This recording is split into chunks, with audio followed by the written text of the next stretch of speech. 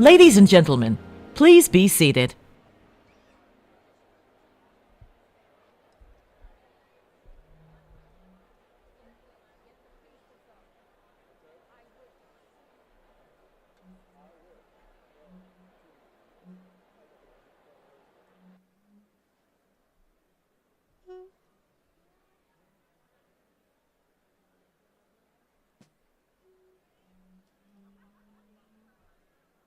And now, America's Got Talent gave this young man his opportunity.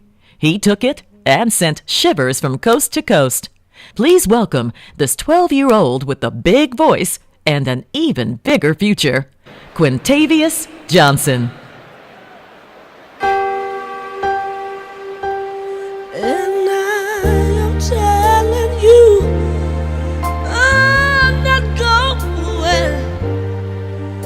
You're the best thing I'll ever know. There's no way I can ever go, darling. There's no way, no way I'm living without you.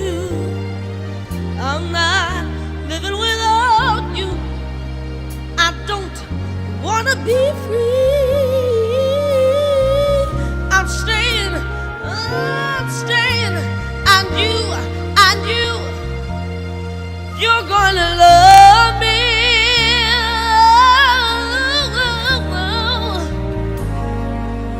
You're gonna love me.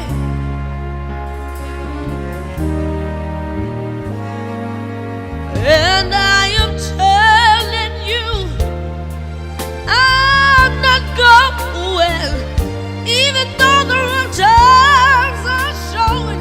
You see, that's just no way, there's no way. We're part of the same place, we're part of the same time. We both share the same blood, we both have the same mind. In time, we've had so much to share. No way. I'm not waking up tomorrow morning and finding that there's nobody there. Darling, there's no way. No way. I'm living without you. I'm not living without you. I don't wanna be free.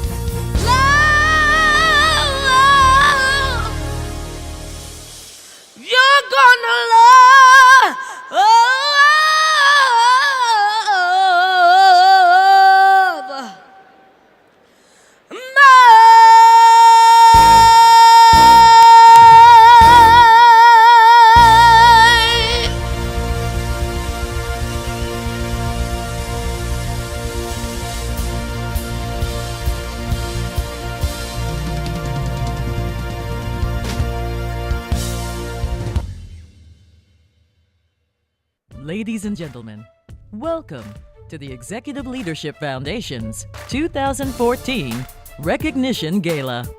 Tonight, we celebrate Black business leaders who are going all in with their insight, innovation, and inspiration to help corporate America become stronger, more diverse, and more successful.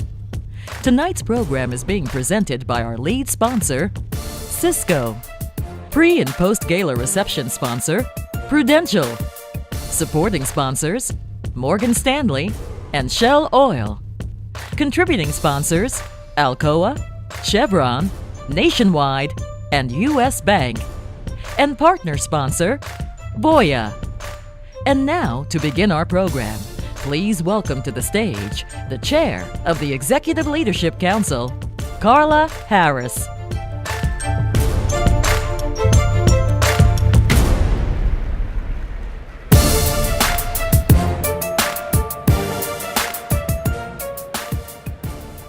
Well, good evening, ladies and gentlemen.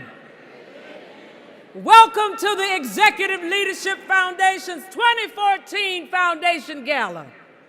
I am so delighted to be here tonight to celebrate the extraordinary work of the Executive Leadership Foundation and to celebrate the mission of the Executive Leadership Council to increase the number of African Americans in the C-suite and in the boardroom, and to more broadly raise the visibility and impact of the conversation around leveraging multicultural leadership as a long-term, sustainable competitive advantage.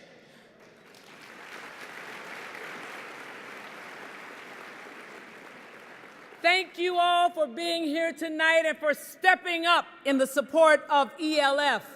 I am also grateful to this year's sponsors, whose support helps us to sustain our efforts on behalf of tomorrow's leaders. And you just saw one. Let's give a hand to Mr. Quintavious Johnson. He almost made me want to sing. You're gonna love. Oh, yeah, okay.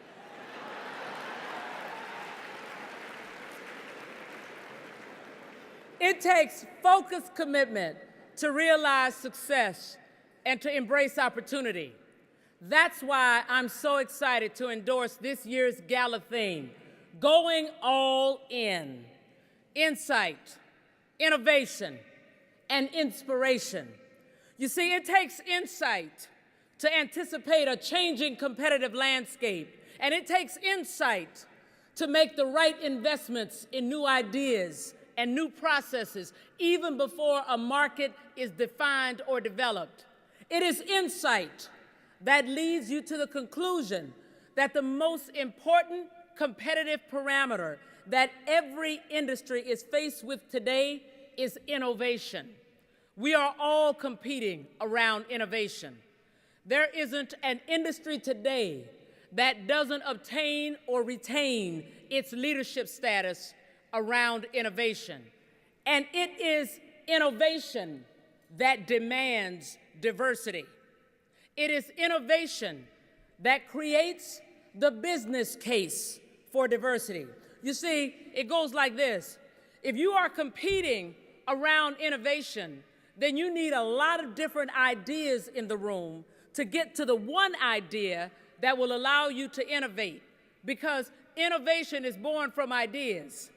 And if you need a lot of different ideas in the room, then you need a lot of different perspectives in the room, because ideas are born from perspectives. And if you need a lot of different perspectives in the room, then you need a lot of different experiences in the room, because perspectives are born from experiences. And finally, if you need a lot of different experiences in the room, then you need a lot of different people in the room, because experiences are born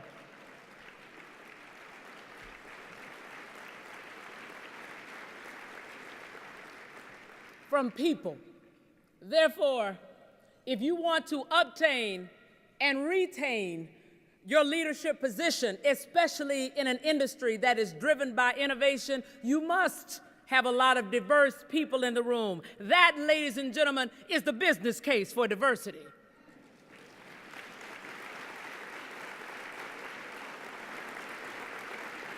To execute on innovative ideas and to realize insight, you need inspiration. Inspiration fuels courage, and it takes courage to lead. It takes courage to change the status quo, to introduce new products, develop new customers, and to change cultures. To quote my good friend Demetrius Stockton, who is the head of GE Asset Management, who quoted one of the former African-American senior executives at GE, Art Harper, "You manage processes, but you lead people." And in order to be an effective leader and have longevity as a leader, you must inspire. Yes, we are challenging you all tonight to go all in with us as we use our insight gathered from 28 years as an organization of African Americans that have charted new waters, helped to innovate new models of leadership, and hopefully inspired the pipeline of multicultural leaders that are in this room tonight and that are in the broader marketplace.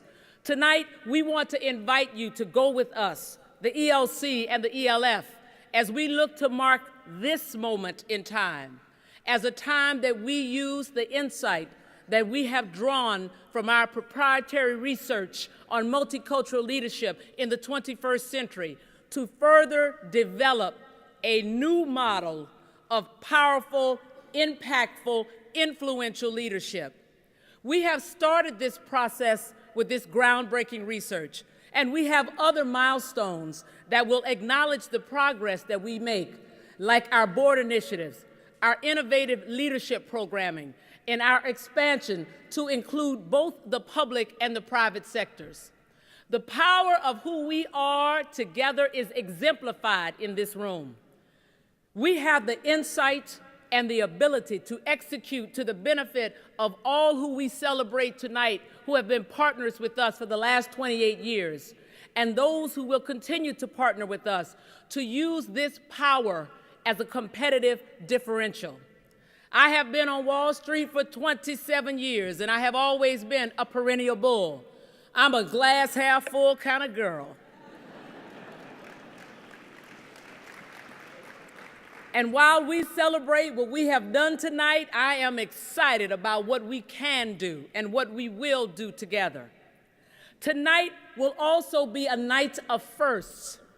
For the first time in the Foundation's history, we will honor 3 outstanding women of achievement.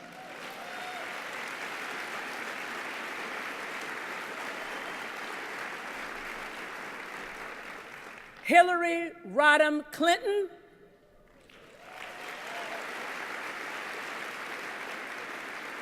Deborah Lee, and Rachel Robinson. We also honor a corporation that defines itself in part by its attention to inclusiveness and diversity. For decades, the ELC has worked to promote diversity in leadership. Part of this effort includes working to support women in positions of power. The 3 women we honor this evening have not only achieved positions of power, but in doing so, they have helped to shape our world, our future, and our perspective on excellence. Each of them have been innovators as they created a road that did not exist, a road that they made sure was clear so that other women and men could follow. Because we all know that it's not just about getting to the top, but about sending the elevator back down for others to come on up too.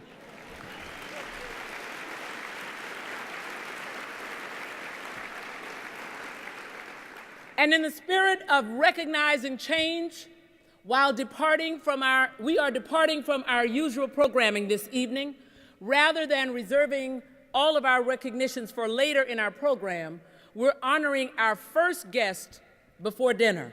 I'd like to ask my partner, CEO of ELC, Ron Parker, to join me on the stage for this presentation.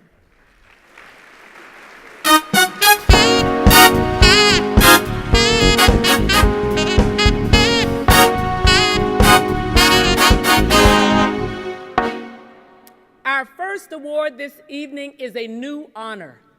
It's being given for the first time at our 2014 Recognition Gala.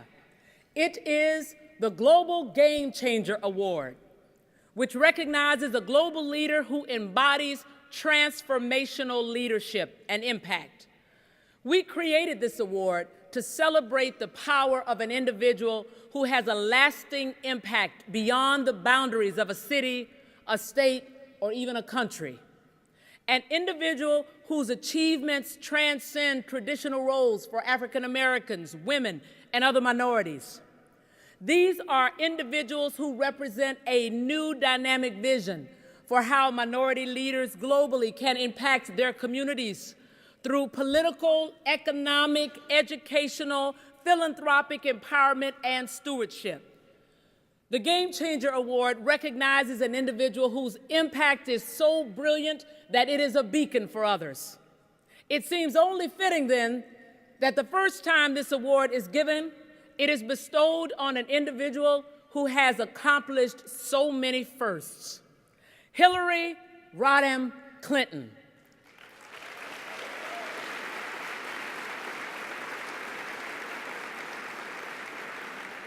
She has served as the First Lady of the state of Arkansas and of these United States, and as a U.S. Senator and as Secretary of State.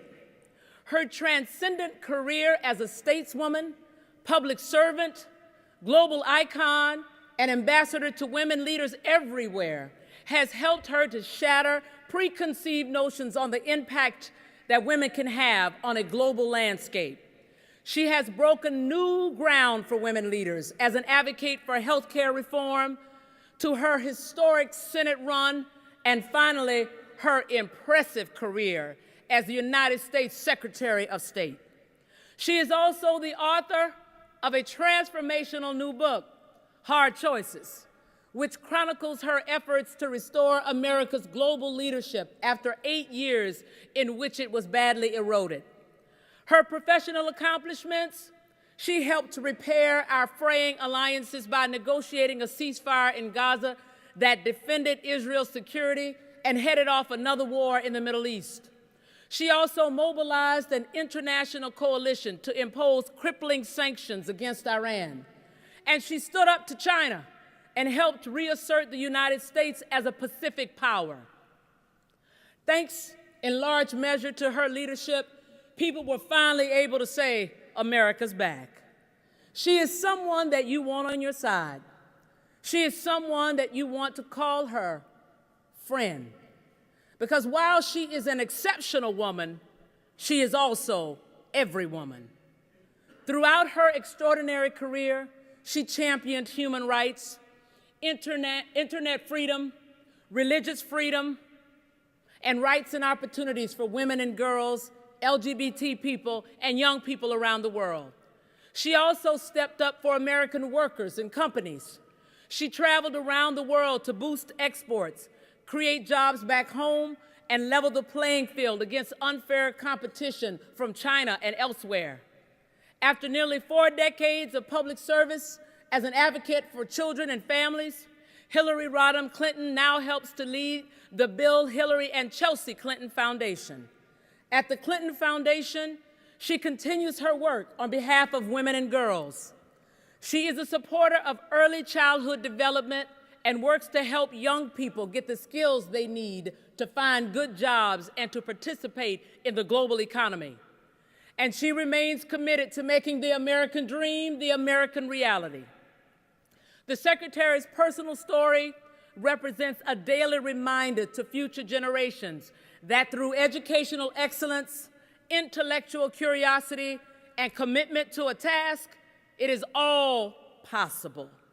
Ladies and gentlemen, please welcome our friend, former U.S. Secretary of State Hillary Rodham Clinton.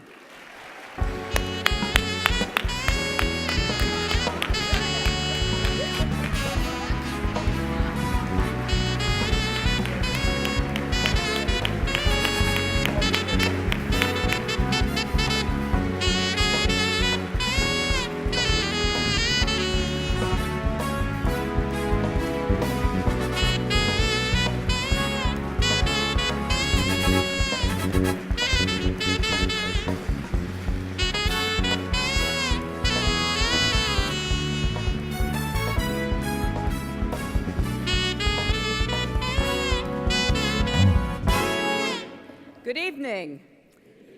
I am so deeply honored to be here tonight and to receive this award from an organization whose work I admire so greatly. I want to thank Ron Parker and Carla Harris, the entire team, a special friend of mine, Weldon Latham, who contacted me about this opportunity, everyone at the Executive Leadership Council, and all of my friends and former colleagues who are with us tonight. I have to tell you, listening to Carla, I could listen to her all night. That whole riff she did on innovation, I hope that's in her next book, because that is really worth memorizing. Innovation, ideas, perspectives, experiences, diversity. I loved it. It was one of the great arguments for why we are here tonight. I think the ELC Game Changer Award that you gave to me, which is very humbling to join past recipients who have been honored by the ELC and those who will be honored this evening, Rachel Robinson and Deborah Lee, my friend, and Randall Stevenson, and all of you are an inspiration to us. It's especially wonderful always to see Rachel Robinson, who the day after yet another dramatic World Series brings back some incredible memories of how much our country owes to her and her late husband that really helped to open doors in ways that were unthinkable before. I just want to say a few words about why the work of the ELC and the foundation is still important today. Now, maybe eventually you can only get together to have this great dinner and gala just to see old friends. But you're here tonight because the work is not yet finished. Your efforts to build a pipeline that will go from the classroom to the boardroom is especially important.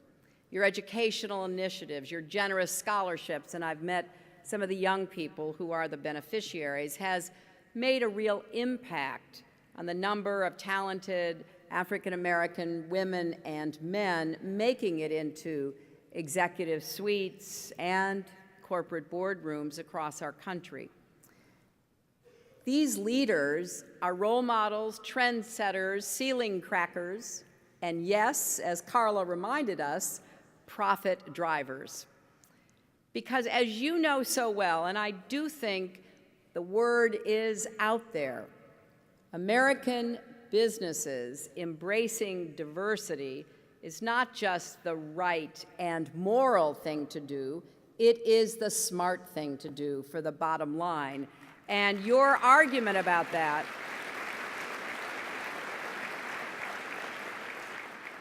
is still relevant.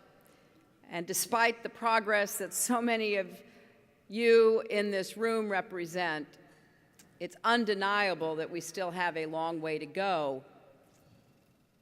Somebody gave me a statistic just the other day that I think summed it up.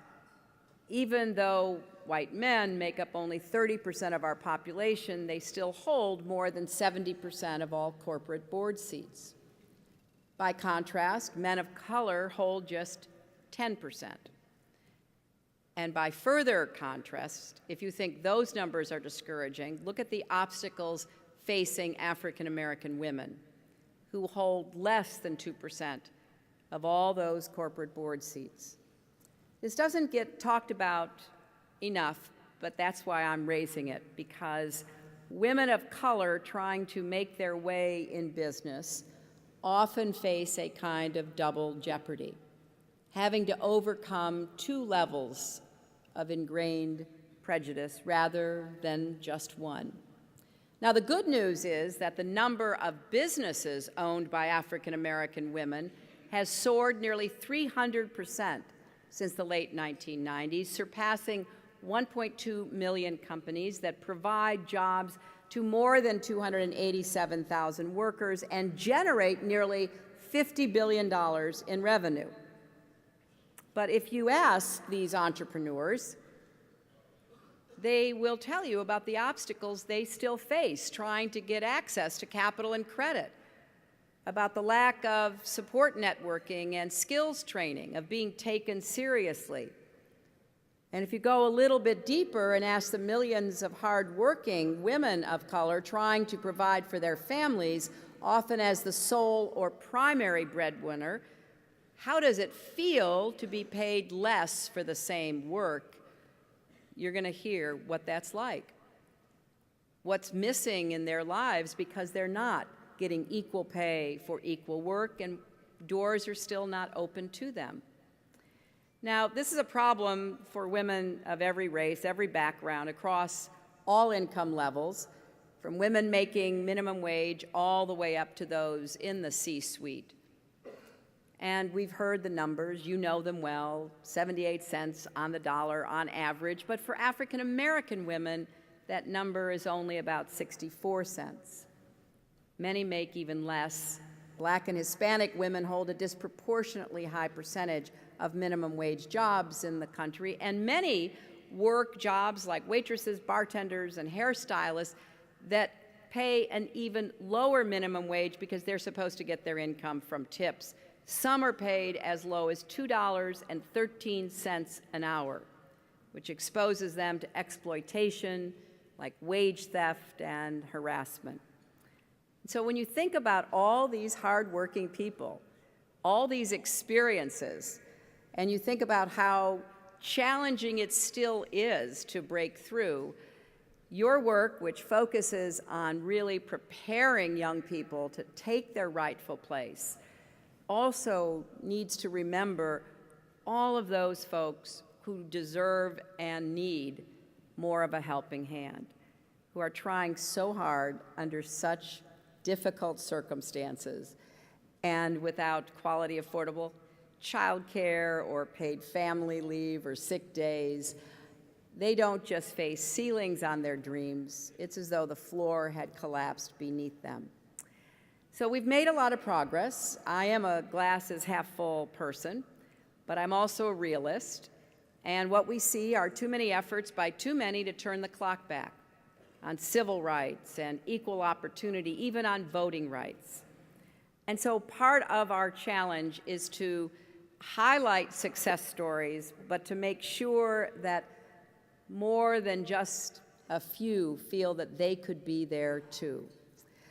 So I applaud your work, and I especially thank the individual corporations that are represented here who are so committed to doing exactly what Carla told us about, which is innovating based fundamentally on diversity, being able to really fashion solutions to problems that will meet so many more people's needs and desires.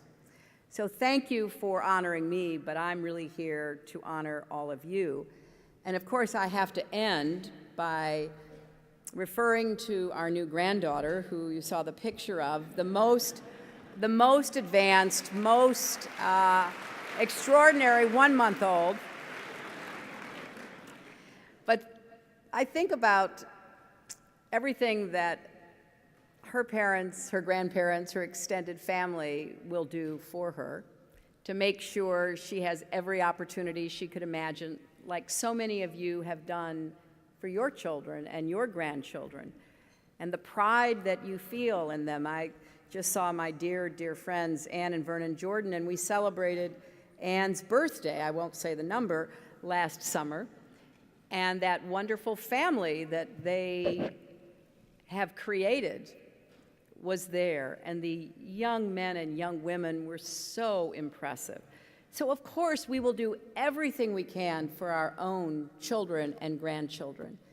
But I also think about what the world will be like in 20 to 25 years when our granddaughter is ready to enter her adult life. What kind of country will she be coming of age in? Will the opportunities that so many of us have taken advantage of still be there? Will the American dream still be flourishing and alive? Will, as Carla said, the elevator go down as well as up? There are lots of ways to answer that question. Some of them are public, governmental answers, but so many, if not most, really are what kind of jobs and positions and challenges the private sector can provide. So I thank you for being ahead of the curve and understanding that this is the right thing, the smart thing, the bottom line thing to do for our society, and for helping to create the kind of world that my granddaughter and your grandchildren will be able to enter with confidence and optimism, not only prepared for the world that awaits, but with opportunity waiting for them. Thank you all very much.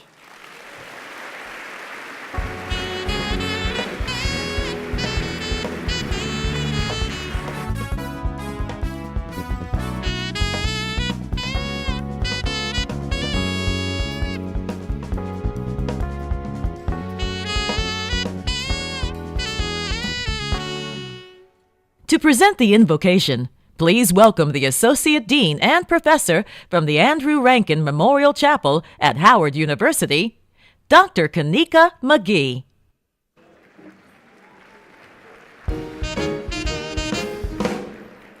Let us pray.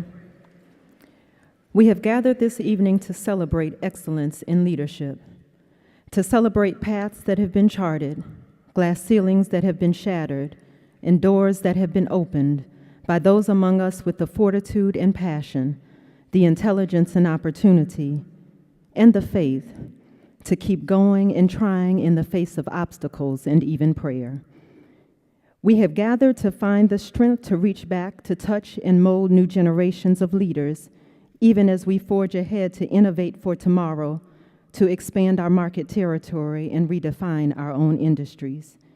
We have gathered to celebrate the power and promise that formed the Executive Leadership Council and the presence and perseverance that make it necessary and meaningful today.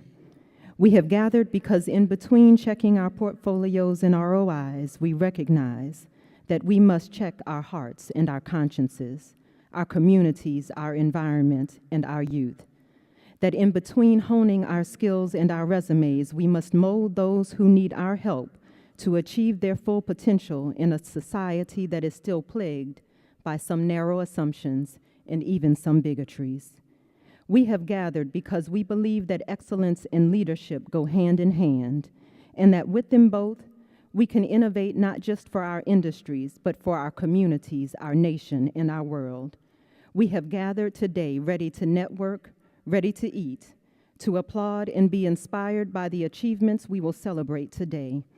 Take this time and touch this time, this food, each guest, each server, and bless them all, that we may each rediscover the passion that drove us to achieve in the first place, the abilities within us that must be shared no matter what, the training that inspired us to dream beyond that which we could see, the opportunity that allowed us to reach the heights of corporate America and entrepreneurship, and the responsibility that is inherent in them all. In the name of a power that is higher than us all, we pray. Amen. Ladies and gentlemen, please enjoy your meal. The program will resume at 8:25 p.m.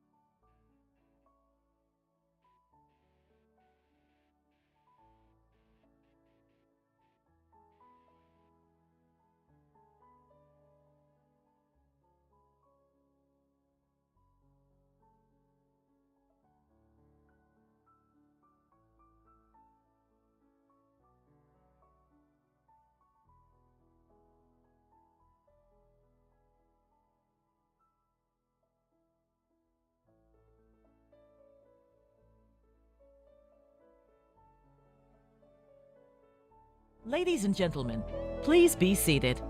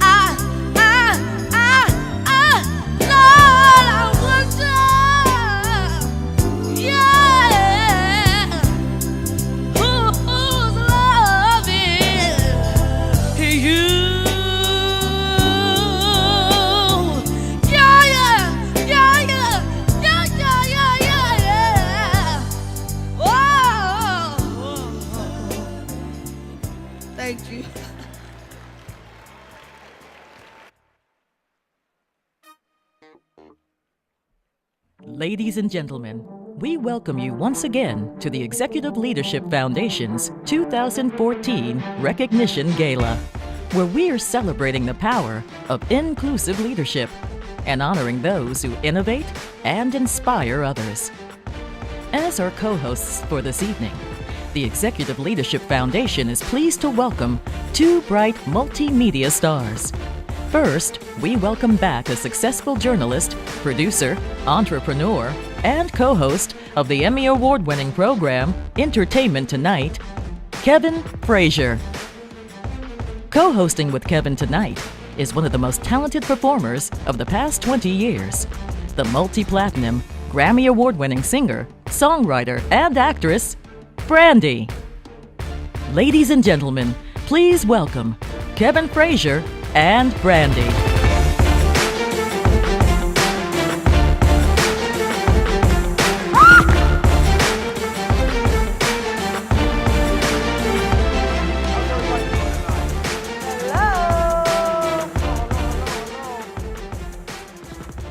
ELC, how are we doing tonight?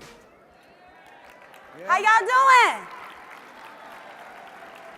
Folks put on a tuxedo and they get quiet. I know. How are you doing tonight? First of all, I want to thank you for welcoming me back to co-host the Executive Leadership Foundation's 2014 Reception Gala, and I want to thank you for Brandy. Thank you. Why? Look at you. Thank you. Thank you. I also want to say that, you know, this year's theme is all in. And can I just say, the ladies are all in with their beautiful gowns and dresses tonight. Gentlemen, let's give them a round of applause, please.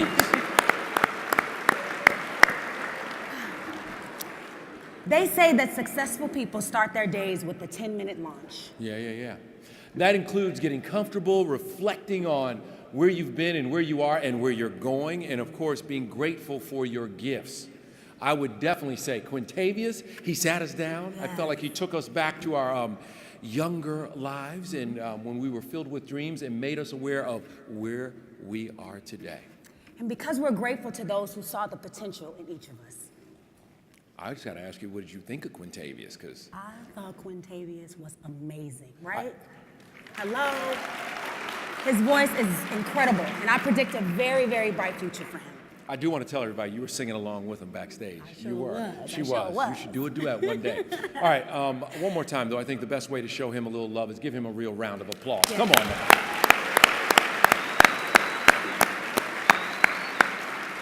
now. Now, as I mentioned, at this year's gala, we're going all in. Mm-hmm. We're celebrating the leaders whose insight, innovation, and inspiration are transforming our world today.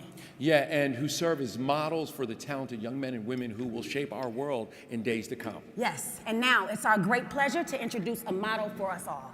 He's the man. He is the president and CEO of the Executive Leadership Council and the Executive Leadership Foundation. Yes, he's helped the ELC achieve its position as the top leadership organization for global Black executives. Let's throw out some stats real quick. Yes. He spent 30 years at PepsiCo North America, and Frito-Lay. His last role was as senior vice president, where he was responsible for directing the company's global labor relations and diversity and inclusion strategies. And his prior roles included senior vice president of human resources for PepsiCo North America and Frito-Lay North America also.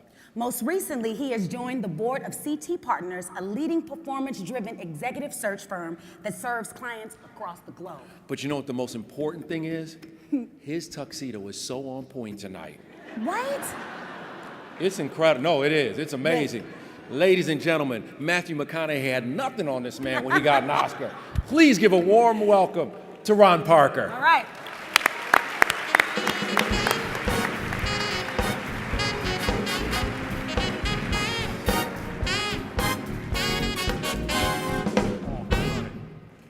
Good evening.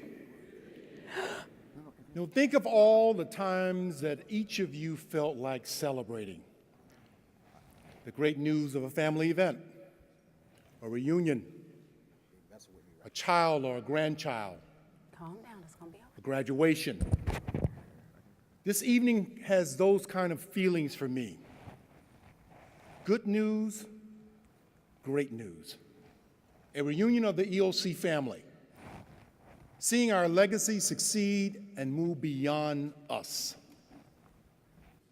I take great pride in knowing that we had a powerful hand in securing opportunities for a new generation. Tonight, we come together to recognize Black corporate leadership and the individuals and organizations that champion diversity in business, education, and government. For more than a quarter century, nurturing Black leaders has been the work of the ELC. Now, we have made some steady progress, especially with the recent appointment of ELC's very own Marvin Ellison as the CEO of J.C. Penney. All right.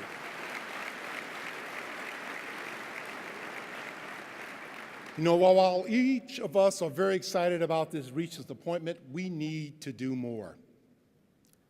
We want to have more Black CEOs, more Black executives in the C-suite, and more Black executives serving on corporate boards. Working together, we will make this happen. We are transforming global enterprises into models of inclusive leadership. And who are we? As Carl Brooks would say, we are the baddest brothers and sisters on the planet. We are the ELC and the ELC Foundation. Our members and our member companies, our strategic partners, each and every one of you. And I don't think what we have to say can adequately express my pride in our collective effort, our effort. Our progress is good. But good is not enough when your dreams are of being great. Going from good to great demands that each of us and every one of us go all in as we push forward towards our goals. Our world becomes more connected each and every day. We can know more about each other, sometimes more than we would like to, and feel comfortably admitting is indeed a new age. In order to remain relevant, in order to sustain our progress, we must evolve. We must provide our members with greater value, and we must attract the next generation of Black leaders to our ranks. It's a process that we at ELC has already begun. We have revised the content of our programs to make them more relevant and more immediate. We have revamped our website, our marketing materials, and even our logo to reflect the new urgency of the organization and our energized approach. We're focusing on social media with emphasis on delivering an actionable framework for social communications. We're also committed to leading-edge research through our institute. You know, when faced with uphill battles, many of us reflect upon the wisdom of Gandhi. And I quote, "Be the change that you wish to see in the world." Ladies and gentlemen, it's on us. We must be the drivers of change and transformation. And this demands investments from each and every one of us. In order to impact diversity and inclusion on a global scale, we must fully engage and be fully invested in our mission. This will require a unique combination of both public and private policymakers who will advance the agenda of diversity and inclusion. Bottom line, it will require that we go all in to shape our future. So, what does a future created by going all in looks like? It means increasing the number of successful Black executives both domestically and internationally. It means adding value to those and their development of leadership and philanthropic endeavors throughout the complete life cycle of their careers. And is nurturing the next generation as well. Earlier we heard that we are on a journey, that we are creating a roadmap to help guide our new generation. Now, every journey needs a guide. Those who have been down that road before, who can point out the risk and the opportunity. I call that our pipeline. Through the Executive Leadership Foundation, members can assist and support students and educational institutions and organizations. This creates a pipeline of future great leaders. And it also creates a pipeline of great mentors, those of us who are willing to share our own successes, being grateful for our blessings and the shoulders that we stand on.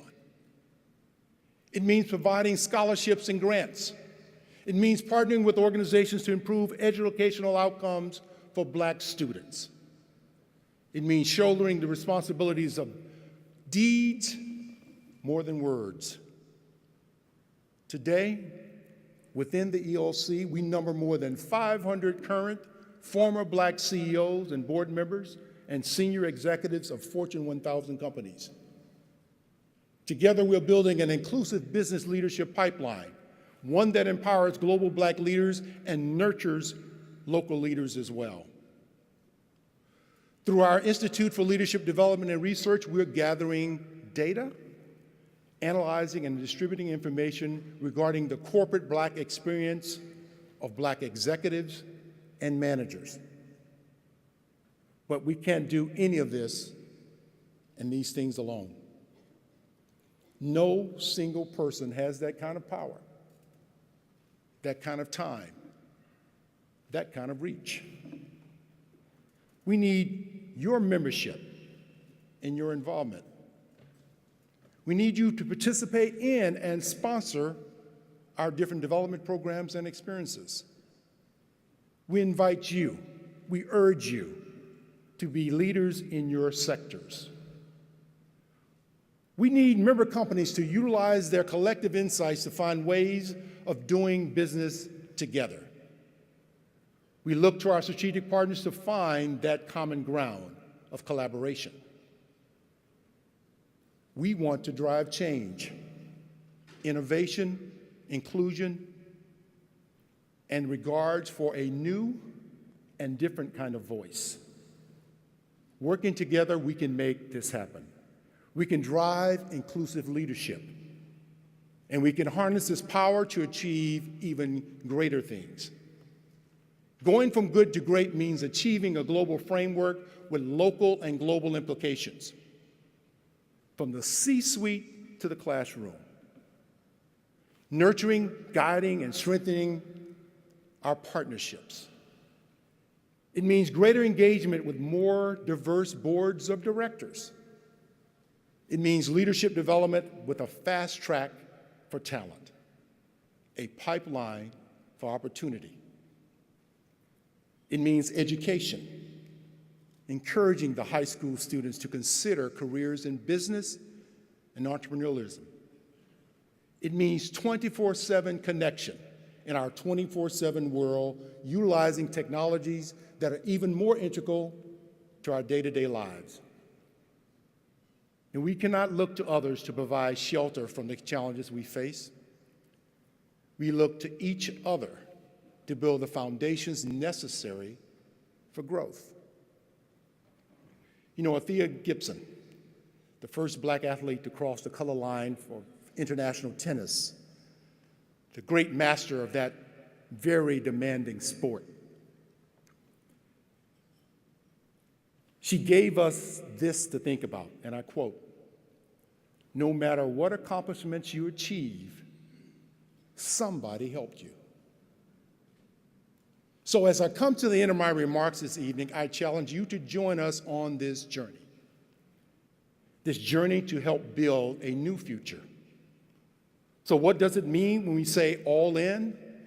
It means making decisions not because they're easy, because they are right. It means standing for something. Take the time to look back at your own lives and think about the kind of impact you have had, and then choose the role you will play in shaping the future. You know, young Mr. Johnson that you saw up here performing has a dream, and he certainly has the talent, and he's going all in into making that dream a reality. So decide what you want to do for your legacy and make it happen. Then we'll all have something to sing about. So thank you for your continued partnership and support. and for joining us here tonight. I hope that you will truly enjoy the rest of the evening. Thank you very much.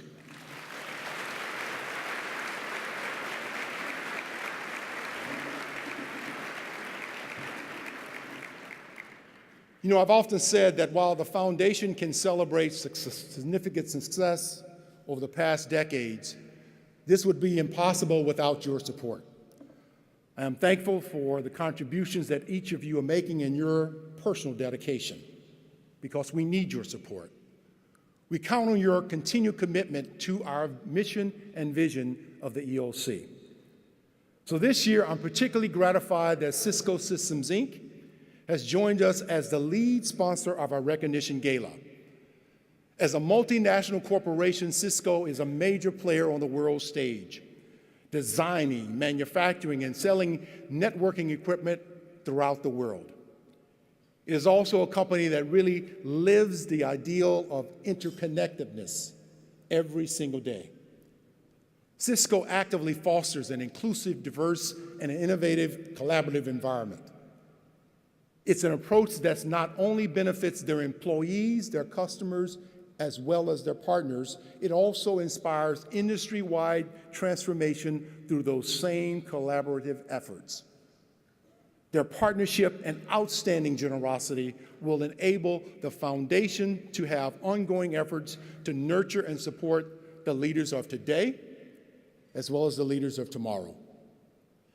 And now, ladies and gentlemen, please join me in welcoming the Senior Director of the Americas Cloud Consumption Models for Cisco Systems and ELC Board Member, Erica Gladden. Erica?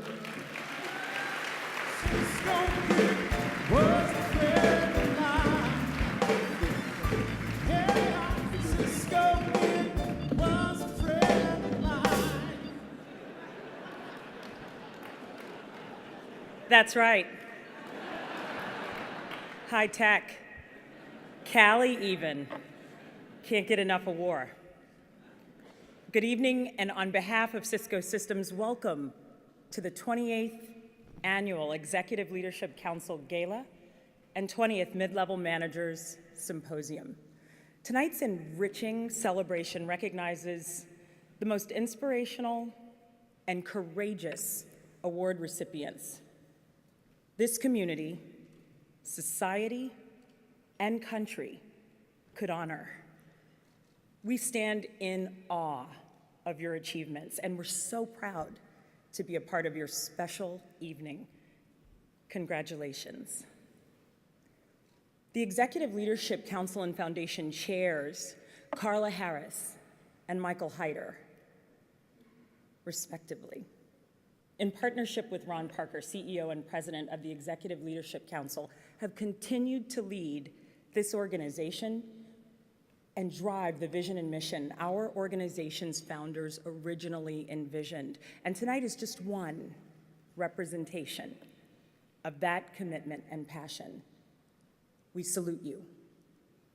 What brings us here is a shared passion, a burning desire to transform organizations, a commitment consciously to do whatever it takes to cultivate, develop, and empower diverse talent, one student and one executive at a time.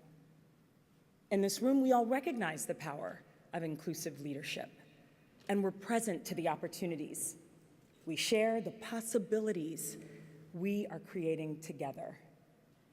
For Cisco, our sponsorship of the Executive Leadership Council is recognition of the power of possibilities.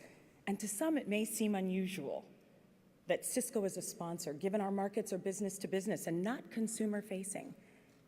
For Fran Katsoutis, Chief Human Resource Officer and Senior Vice President at Cisco, and I might add, the first executive of a high-tech corporation to sponsor the Executive Leadership Council. Thank you. It's a natural fit. We salute you. We seek to collaborate with you, to share our thought leadership and our innovation around inclusion and collaboration. Please make a note of that. and work together to develop next practices to drive and create breakthroughs and unleash the power and potential of diverse leaders. Together we have the opportunity to create the extraordinary. So let's let that be our mantra tonight.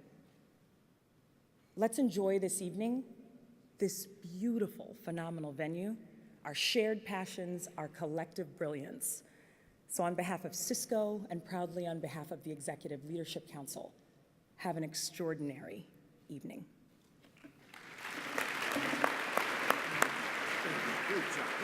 Great job. Thank you, Erica. And again, I want to thank Cisco Systems for their support. You know, as this is a night of celebration, I would like all the members of the Board of Directors for the Executive Leadership Council and the Executive Leadership Foundation to please stand so we can salute you. So with the board members of the Council and the Foundation, please stand.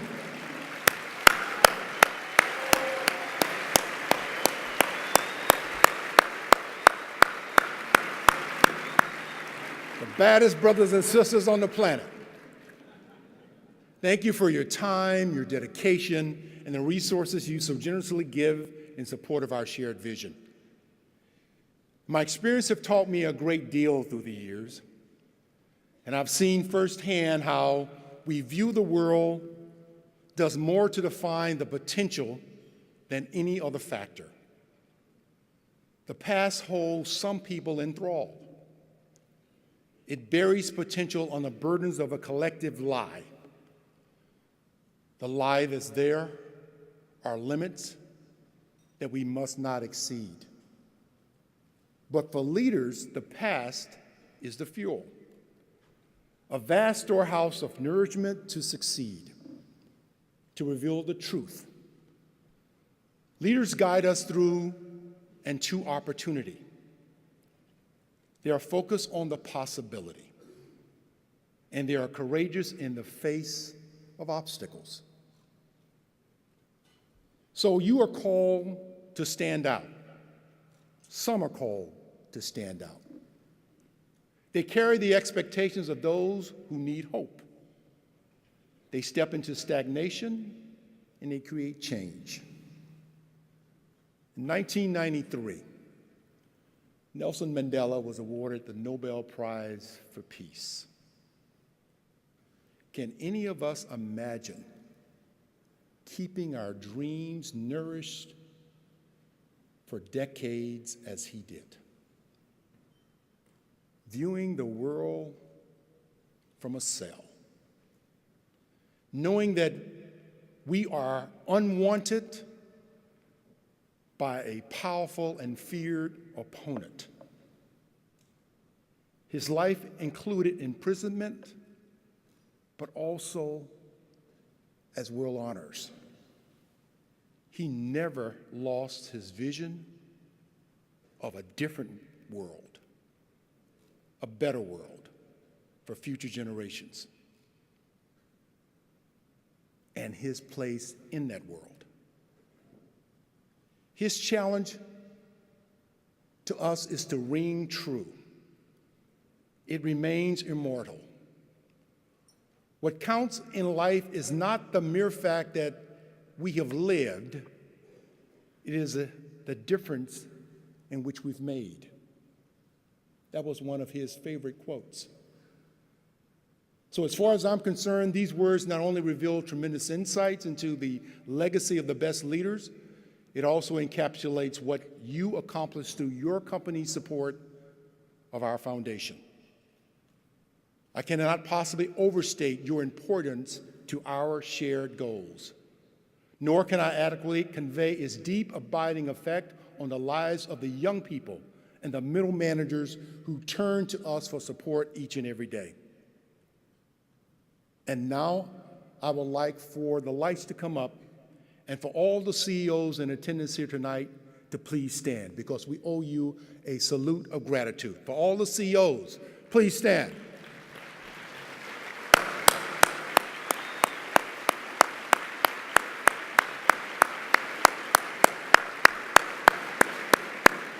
Thank you. The impact that you're having in your companies is profound, and I personally want to thank each of you for your time, your talent, and your support. Now, our second award. Our second award this evening is our corporate award. Through this award, we honor companies that value and reward and contribute to the talents and the leadership of Blacks and minority employees. While there were many who deserved the distinction of this nomination, this year's recipient is no other than AT&T. Yeah. Yes, AT&T, one of the world's largest communications companies. AT&T offers voice coverage in more than 225 countries, data coverage in more than 210 countries, and the ultra-fast 3G network services in more than 170 companies. A truly global network of diverse opportunity. AT&T has a 136-year history of innovation that features people from all walks of life and all kinds of backgrounds who come together to improve human conditions through communication. It is that diverse and inclusive culture that welcomes all points of view. For the past 26 years, the AT&T Foundation has been dedicated to enriching the engaging communities that they serve. The foundation specifically supports nonprofit organizations and programs that fosters inclusion and creates opportunities for diverse populations. And now, please give your attention to the screen to learn more about tonight's corporate award recipient. At AT&T, we've long known that innovation happens when people from all walks of life come together to make a difference. Our diverse, inclusive culture makes us a great place to work, a desired business partner, and a committed member of the communities we serve. But it doesn't happen by accident, it takes leadership. The kind of leadership we have in AT&T board member Joyce Roche, whose leadership at Girls Incorporated and her experience as a corporate executive make her a natural to lead our board's Human Resources Committee. Or the kind of leadership we have in former Mississippi Supreme Court Justice Reuben Anderson. Reuben serves as our board's lead director and chairs our public policy and corporate reputation committees. And they're not alone. I've always known that I can achieve whatever I set my mind to at AT&T. And I love sharing that great news with new employees, especially those who get involved with Community Network, our Black Employee Resource Group. The work they do, helping other employees and young people in the community achieve their full potential, it changes lives. Last year, they gave almost $250,000 in scholarships to high school seniors. It makes me so proud. Our approach to diversity and inclusion is rooted in 4 anchors: people, communities, customers, and business partners. We're serious about helping Black Americans build successful businesses. Last year, we directed 28% of our supplier spend, $15.5 billion to certified diverse businesses. And I love the fact that in the last 5 years, my company, AT&T, has directed $173 million to organizations that strengthen the Black community. Through our AT&T Aspire program, we invest hundreds of millions of dollars to keep kids in school, particularly young kids of color. We encourage them to take science and math seriously, to believe they could be whatever they want in life. And we do it face to face, because nothing is more powerful to a young person than seeing and hearing from someone like themselves. I tell kids every chance I get, I'm not special. I just stayed in school, studied hard, earned my degree, and joined a great company. And they could do it too. When prestigious organizations like the Executive Leadership Council honor AT&T, we are proud and we're grateful because it affirms something we believe deeply. When diversity and inclusion are embedded in all we do, everyone wins.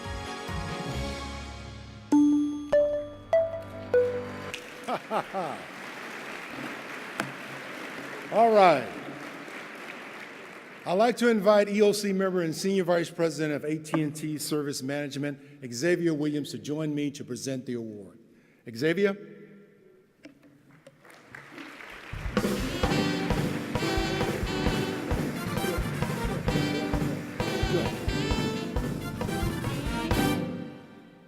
Ladies and gentlemen, now please join me in welcoming to the stage the 2014 Corporate Award winner from AT&T, Chairman and CEO, Randall Stevenson. Randall?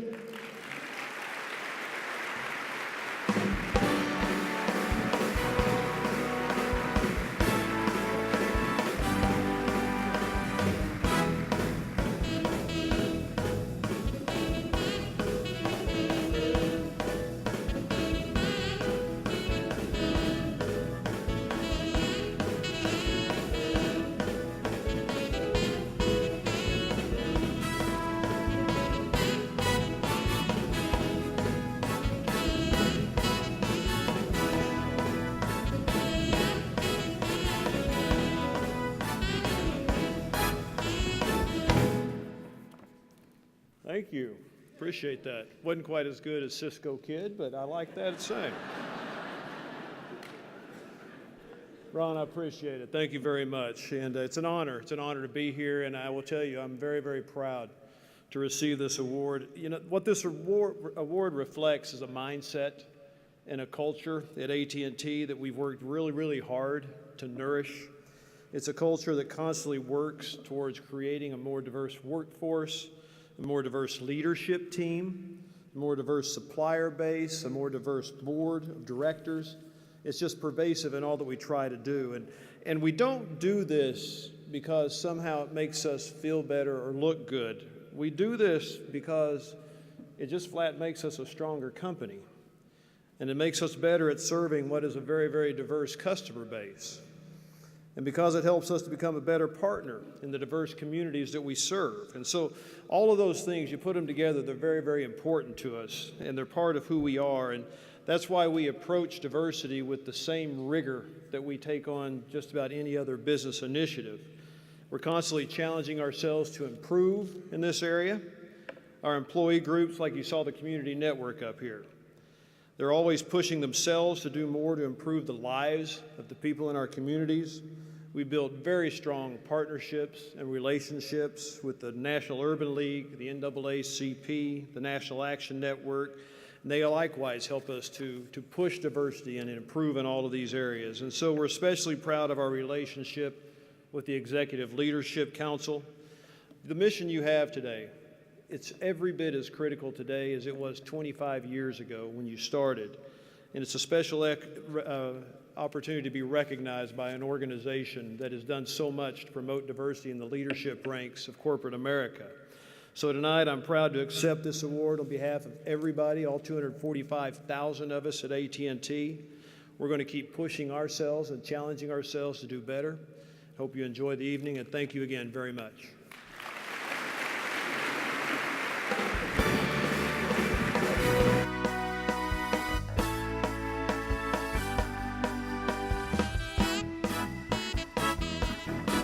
Woo!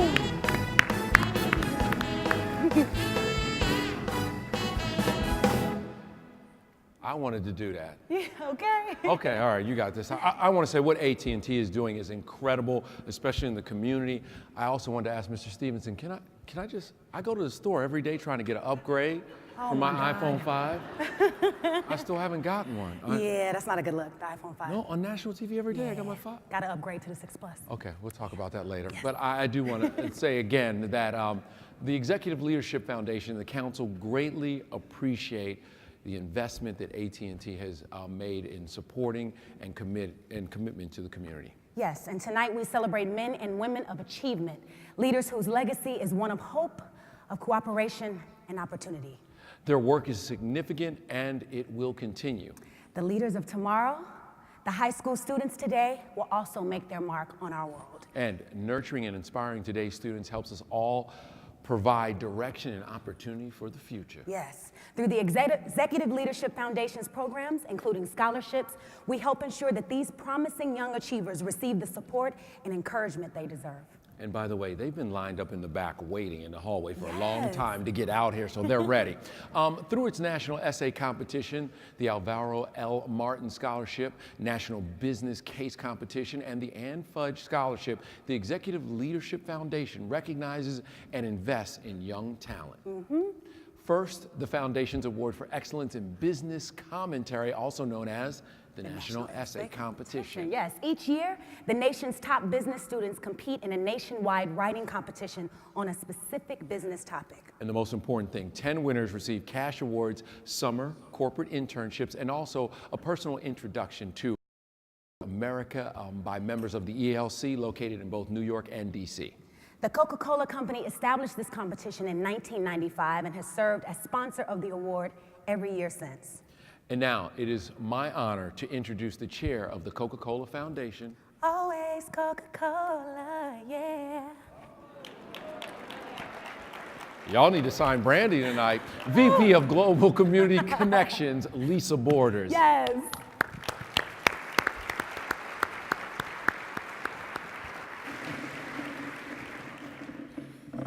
I think we need to sign her up again. Give her some more love, y'all. Well, good evening to everyone, and thank you so much. It's certainly a privilege for me to be here with you tonight. I bring greetings on behalf of Muhtar Kent, our chairman and CEO, my colleagues here in Washington and all across the country, and certainly the globe. We're delighted to be here tonight with you this evening to announce this year's National Essay Competition winners. Since establishing this competition in 1995, the Coca-Cola Company has awarded more than $1.5 million to recipients. Can somebody say amen? This year's winners demonstrate outstanding innovation, creativity, and vision, the hallmark of tomorrow's leaders. Representing 6 higher education institutions from across the country, please join me in welcoming the winners of the National Essay Competition, led by first place winner Gerard Parks from Howard University. Come on, let the kids in.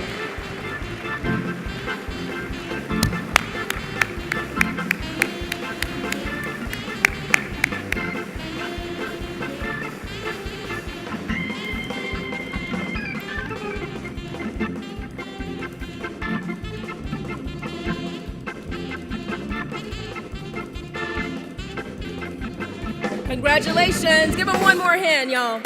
Thank you.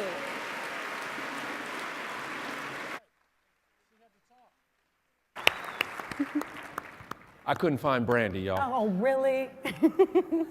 I was right there, y'all. But by the way, Lisa, thank you for your support and your great remarks. Yes, this next award honors the memory of a founding member of the ELC and our first president and CEO, Alvaro L. Martins. Since 2002, the Al Martin Scholarship Program has rewarded business students at Howard University, Mr. Martin's alma mater. The award recognizes students who demonstrate academic excellence, leadership, and a commitment to community service and professional pursuits. Now, to date, 50 students have been awarded more than $380,000 in scholarships. Yes, please join me in honoring the Al Martin Scholars chosen for 2014. Whew.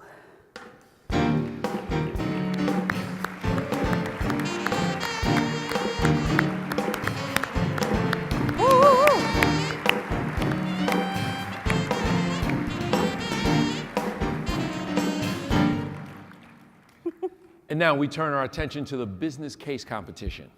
This annual competition invites MBA teams from select business schools to analyze compelling business issues that challenge their critical thinking, analytical, and communication skills. Now in its 12th year, this is the 5th consecutive year the business case competition has been supported by ExxonMobil Corporation, a longtime supporter of the ELC's mission of minority leadership development. The competition rewards top students with scholarships and corporate internships. Since 2002, corporate sponsors have provided nearly $570,000 in scholarships to winning teams. More than 2,500 Black and minority students from the nation's top graduate business schools have competed in the National Business Case Competition. Each year, dozens of case studies are submitted for consideration. The top 3 finalists present their work before a panel of ELC members, business leaders, and public policy experts. And the topics focus on current business challenges facing the corporate world. We celebrate our top 3 winning teams this evening.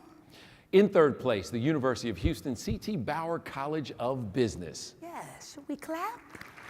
Absolutely. And in second place, Washington University in St. Louis, Olin Business School. And please welcome to the stage our first place team from Emory University Business School, led by their team captain, Ray Oglesby. Yes.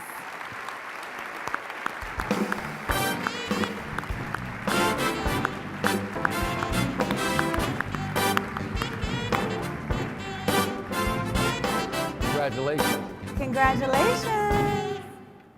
Next, our award spotlight falls on the 2014 Ann Fudge Scholars. Now, the women members of the Executive Leadership Council established the Ann Fudge Scholarship back in 2005. The award is named in honor of the first woman chair of the council and former chairman and CEO of Young and Rubicam Brands. Yes, almost There you messed go. that up. The Sorry, you saved it like a note. The Scholars Program is funded from proceeds of the annual Women's Leadership Forum and additional individual contributions of council members. The Ann Fudge Scholars Award is open to African American female scholars at the undergraduate level. It includes a 1 or 2 year scholarship award and participation in a leadership development experience. Scholars receive exposure and networking opportunities with ELC members through participation in our Women's Leadership Forum or Honors Symposium. Yeah. And attend the annual, wait. Okay, my fault. I didn't mean to And cut you. attend the annual recognition gala in the fall. Yeah, Brandy. Yeah, Brandy. Yeah. Yeah. You know I sing, I don't, you know. Never be afraid of a word. Through the generous contribution. Through the generous contributions of Lockheed Martin in 2014-2015, the Ann Fudge Scholars Program has been newly expanded to include 2 Ann Fudge STEM, that's Science, Technology, Engineering, or Mathematics Scholars awardees. Students selected as Ann Fudge STEM Scholars receive a $10,000 scholarship award to be distributed across 2 academic years to support their academic studies in their respective STEM fields of interest. I feel like the man should go, Recipients must maintain a minimum, thank you, a minimum grade point average of 3.3 on a 4.0 scale, demonstrate financial need, and have documented engagement and involvement in campus and/or community service and leadership. Students selected as Fudge Scholars one-time $5,000 Scholars Award to be distributed during 1 school year to support their academic studies in their respective business-focused or women's studies fields of interest. Now you're feeling it. To date, 44 scholars have received over $180,000 in scholarships since the program's inception. The foundation thanks its 2 supporting sponsors, Lockheed Martin and Phillips 66, for their generous contributions in support of the Ann Fudge Scholars and Ann Fudge STEM Scholars.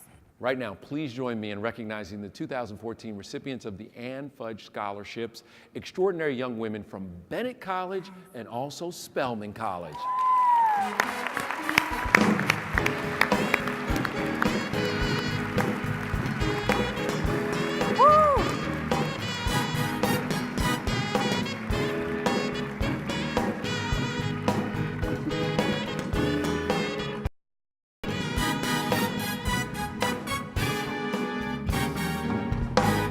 Yes. And now it's my pleasure to introduce the chairman of the Executive Leadership Foundation. He is the managing director and leadership and talent for the consulting firm of Korn and Ferry. Ladies and gentlemen, please welcome Michael Heider.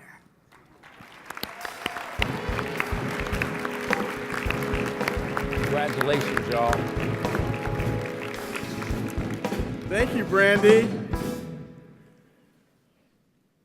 Wow. Wow. Well, and thank you for the honor to address the audience that only looks successful, but is successful. Tonight we celebrate leadership at its best. Tonight we also pay tribute to our 19 visionary founders as we look toward an ever brighter future. Going all in. Insight, innovation, inspiration is both a promise and a challenge.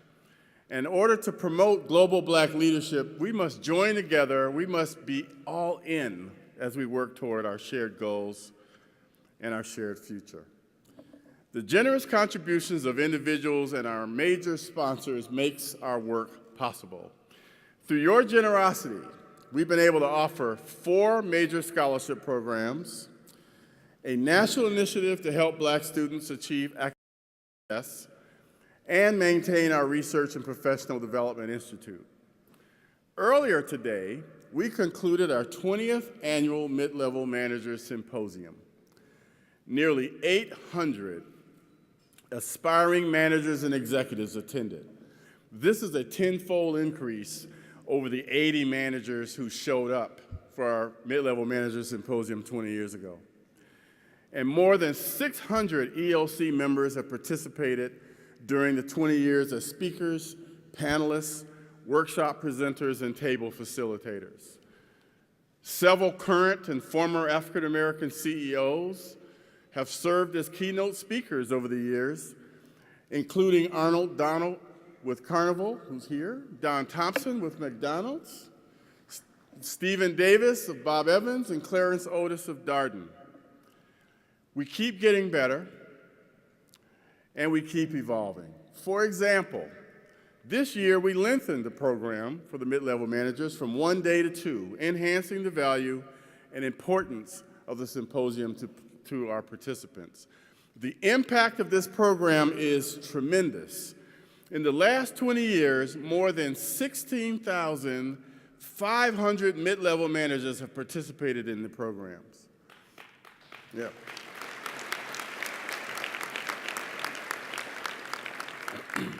And yet the program's effect transcends the numbers of people served in those sessions, because these managers go on to affect some 100 to 200 people in their circles.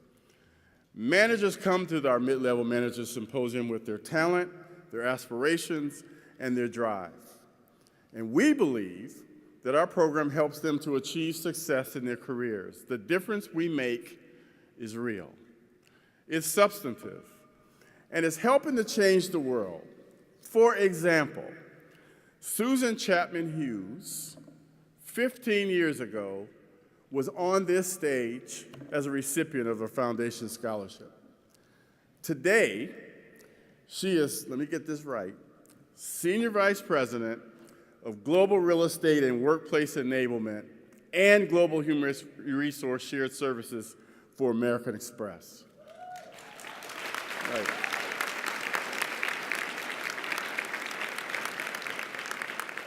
Her responsibilities, in case you're wondering, includes leading real estate strategy and operations, health and safety, and workplace experience in support of American Express's portfolio of over 62,000 employees in 41 countries. 15 years ago, she was a scholarship recipient. In addition to being an experienced global executive, she's also very active as a mentor to young people in her community, and she's a member of the ELC and the board of directors. Another woman to consider of achievement is Bridget Heller. She's the executive vice president at Merck and the president of Merck Consumer Care. She's been with Merck since 2010. Prior to that, Bridget served as president of Johnson & Johnson's Baby Global Business, was founder and managing partner of Heller Associates. She was the CEO of Chung's Gourmet Foods, and she's held other leadership positions. Bridget's community service is just as impressive as her professional accomplishments, and she's a member of the Executive Leadership Council and a former member of the advisory board for the Center of African American Studies at Princeton University. We have hundreds of them as a member of our family. Now, I've been a member of the Foundation's board of directors for almost a decade. And now, in my last year as chairman, I find myself looking back over those years. Our growth has been and is amazing. Our community impact, especially over the last 3 to 4 years, has been transformative. For those of you who aren't aware, as we think about this transition, Rhonda Mims, who's with Paul Hastings, will succeed me as chair of the foundation. Where are you, Rhonda? Where are you? You're out there somewhere. I have every confidence that she'll be an outstanding steward of the Executive Leadership Foundation. And as this year of transition, I'd like to offer a brief update on our major initiatives. Since 1989, the Executive Leadership Foundation has been changing the lives of Black leaders on stage and leaders in the wings. Our national scholarship programs help fund promising young students, acknowledging the importance of education, and our national initiative helps Black students thrive academically. Most recently, we've established the Institute for Leadership Development and Research, the mission to develop the pipeline for global Black leaders through mentoring, coaching, networking, and leadership training. To date, we have provided more than $24 million in scholarships, computer resources, and consulting services for HBCUs during Hurricane Katrina, the Technology Transfer Project, and our community impact programs over the years. As a result, the foundation has served more than 10,000 students, and we plan to double our contributions over the next 3 years.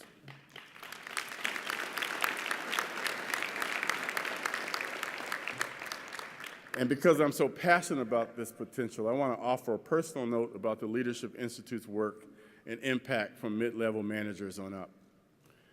You know, there's only one first time.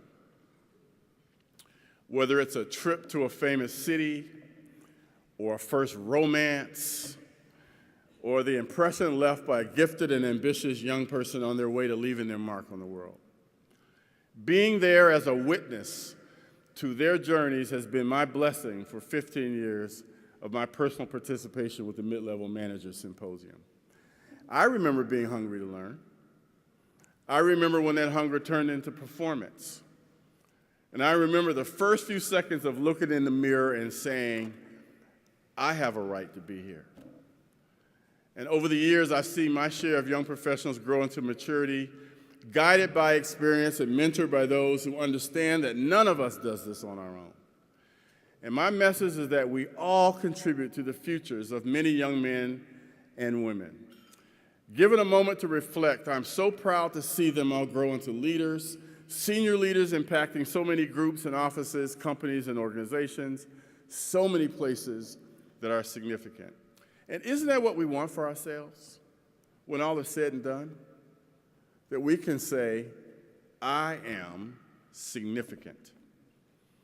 Through our community initiative, we're making a strategic investment in the next generation. We're providing financial contributions to select organizations and partnering with them to improve the educational outcomes of Black students. To date, we've awarded $1.2 million in grants to 4 organizations: LEAD, Inroads, A Better Chance, and North Carolina Central University Summer Youth Business and Entrepreneurship Academy.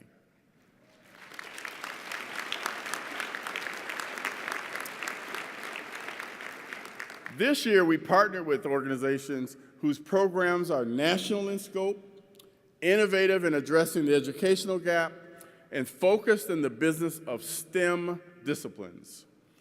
39 organizations submitted letters of inquiry regarding the ELC's Community Impact Grant. 8 of those organizations were invited to submit full proposals for review.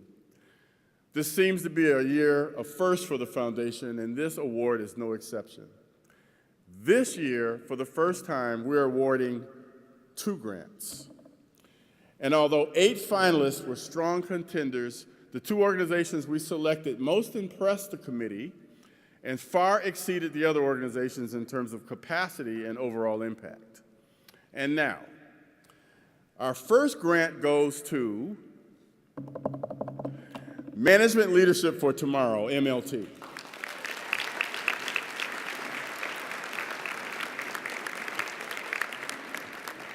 MLT is the premier career development institution for high-potential African Americans, Hispanics, and Native Americans. Spanning college through mid-career, MLT's programs have delivered breakthrough results for over 4,000 fellows, 95% of MLT undergraduates obtain fast-track jobs upon graduation. 40% of the minority MBAs at Harvard, Wharton, and Kellogg and other top MBA programs are MLT fellows. And the MLT is the #1 source of minority talent for companies like Google, Goldman Sachs, Procter & Gamble, and many other leading firms. Their long-term goal is to develop 1,000 senior leaders and a pipeline of 10,000 behind them who will transform our institutions and catalyze change in our most vulnerable communities. MLT's Ascend program increases graduation rates and career preparation for first-generation minority college students. This year, they will provide 150 college freshmen with one-on-one coaching, a college success roadmap, skill development workshops, and a peer support network. These students are sourced from leading college access programs, including KIPP, the Crystal Ray Network, and College Track, as well as universities including Howard University and American University in Washington, D.C.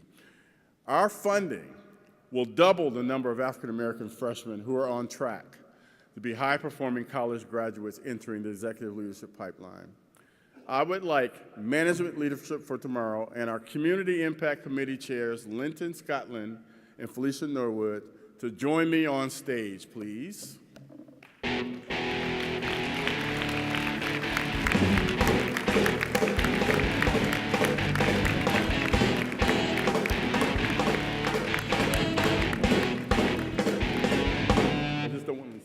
And now, it is with great pleasure to present this check for $225,000 to one of our two 2014 Community Impact recipients, Management Leadership for Tomorrow.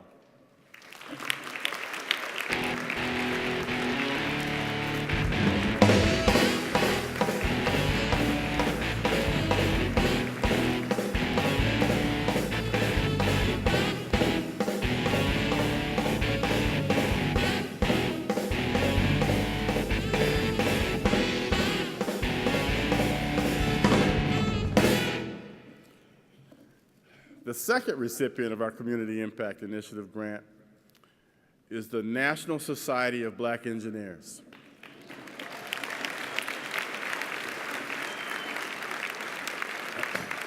Otherwise known as NASB.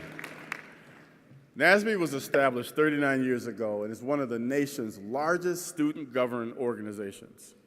Its membership numbers more than 31,000 in the United States and abroad, and includes middle school, high school, and college students, as well as technical professionals. All are engaged in science, technology, engineering, and mathematics education, industry, and advocacy. The mission of NASB is to increase the number of culturally responsible Black engineers who excel academically, succeed professionally, and positively impact the community.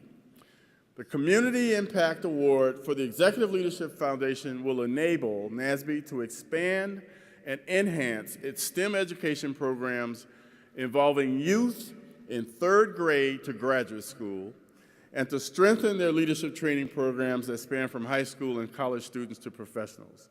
The grant support of 4 NASB programs: Seek Year-Long Engagement, their junior member support, the Collegiate Retention and Leadership and Development, as well as professional development, which will enable NASB to reach as many as 1,550 individuals each year. And now it is my pleasure to present this check. Is Carl out here yet? I'd like Carl and the NASB to come out. Don't be shy. Come on out. Come on out. It's my pleasure, $225,000 to NASB.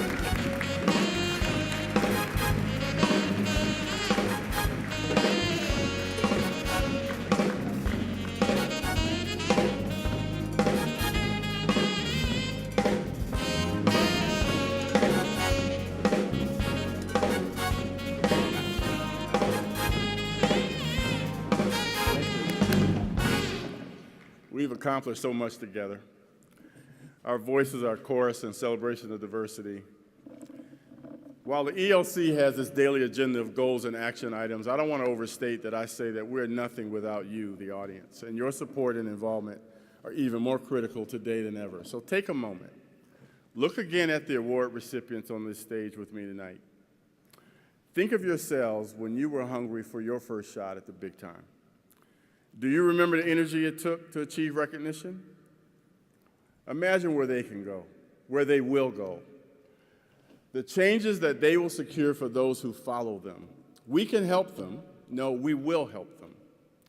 This is our commitment to make a difference. The Executive Leadership Foundation is changing lives. And each person that you see before you affects dozens, even hundreds of other people. Together, we can change the world. I remember when I was the only black officer in my company 1,000 years ago, ELC gave me 100 others to relate to. I've grown as a person, a parent, a business professional. The ELC helped me. And I want to continue helping others as I was helped. It is my honor to serve as chair, and I'm looking forward to serving in a new capacity. But I just want to thank each and every one of you for being here. Congratulations to you all. Thank you very much.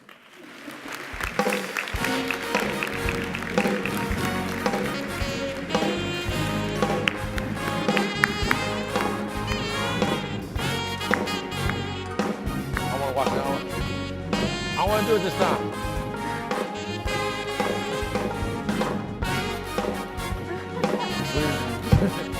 She's not paying attention.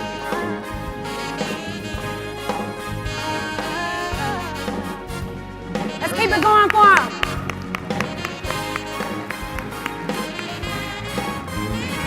Oh, she has.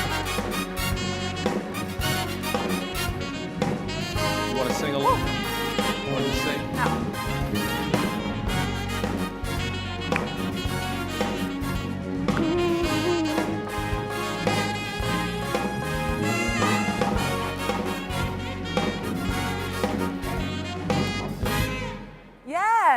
All right. Come on, Van. Once again, congratulations to all of the students. They're doing a fantastic job, and they're already off and running, so good for them. Yes. Success breeds success. And the good news keeps coming. So at this point, let's honor the recipients of our individual awards. I'd like the Executive Vice President, Chief Marketing Officer with BET Networks, Vicki Free, to please join me on stage for the presentation of this next award. Yeah, each year, the ELF presents... Hi, Vicki. Yeah, we gotta get Vicki on. We gotta wait for Vicki. I didn't realize she had her own speech. Yes. I didn't realize you had your own theme song, Vicki. I'm sorry. You got me. Each year, the ELF presents its Achievement Award to an individual who has attained substantial business milestones. The award is given to Black business leaders who have set high standards and contributed to the success of our communities and the nation. Past recipients have included entrepreneurs such as Kathy Hughes, Irvin Magic Johnson, Fortune 500 CEOs Ken Chenault, Clarence Otis, Don Thompson, and last year, TIAA Cref's Roger W. Ferguson Jr. Yes. I know he's back, yeah.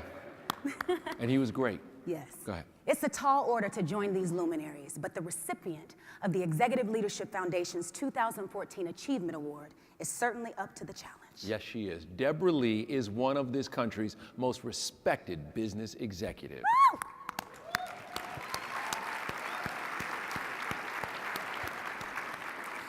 As Chairman and Chief Executive Officer of BET Networks, the leading media and entertainment company aimed at Blacks, she is one of the highest ranking Black women at the media giant Viacom, Inc. Yes, that's my girl. She is BET. She is BET. That's Let's my be boss, real. actually. She is also a graduate of the John F. Kennedy School of Government and also Harvard Law School, and she played a key role in taking BET public back in 1991.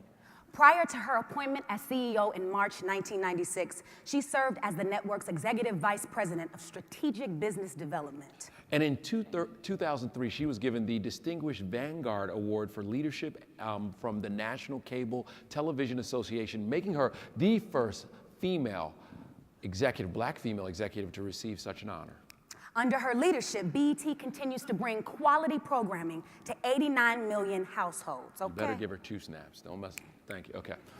She has been named one of the 100 most powerful women in entertainment by The Hollywood Reporter, and in recognition of her many achievements during her 25-year career at BET. Yes, she was also recently inducted into the Broadcasting and Cable Hall of Fame. Now, please join me in welcoming the recipient of the Executive Leadership Foundation's 2014 Achievement Award, the chair and CEO of BET Networks, the one and only Deborah Lee.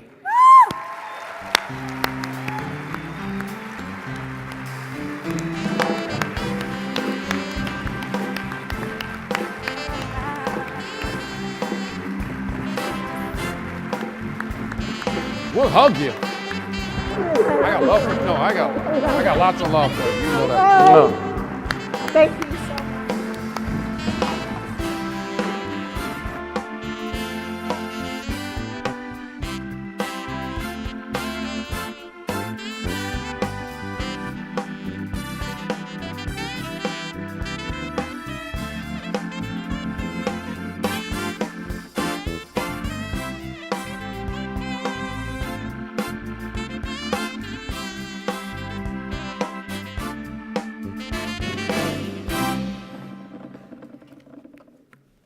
Good evening. So I was backstage waiting for a tape, but we didn't have a tape, so I had to run out here, kind of like how Brandy and Kevin had to run out here a little while ago. But I'm so honored to be here tonight. Tonight has been incredible, and first of all, I want to thank Vicki Free, who's our EVP of Marketing, for handing me this award. She's been practicing all day. And you did a fabulous job, Vicki. Thank you so much. You know, people always ask me, what's the best part of my job? And there are a lot of great parts of my job, but my answer always is the executives I get to work with from day to day. And Vicki is one of those executives, so I'm so honored that she's here tonight. And we have many executives in the room. Thank you all for being here. And it really is the highlight of what I do every day. And so when I receive an award like this, the first people I think of are the people that work with me every day. And I'm so thrilled that so many of them are here tonight. So thank you all for being here. I really appreciate it. First of all, I want to thank the Executive Leadership Foundation and the Board of Directors for this wonderful award. I truly appreciate it. I want to thank Ron Parker and my dear friend Brixton Diamond. I like to thank, Brixton has his own cheering squad over here. I like to think that in the years I've known Brixton, I've tried to serve as a mentor to him.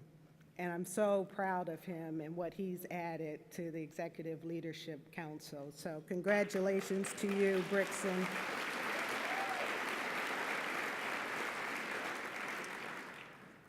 And I also want to give a shout out to Carla Harris. She was so wonderful early on this evening, and I've admired her for so many years for what she's given to our corporate world and the industries that she's in.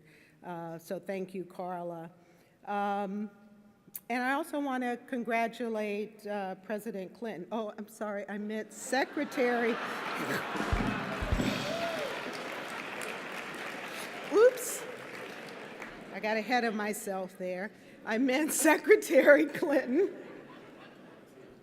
So how many of you are ready for Hillary? That's what I want to know. But Secretary Clinton gave such amazing remarks earlier, and it especially resonated with me in terms of her remarks about the double whammy that Black women have to carry in corporate America. So I was so happy to see her here and hear her remarks, and I wish her all the best. She's a dear friend, and she's going to go places, I think. What do you all think? I also want to congratulate Rachel Robinson. I mean, what an icon.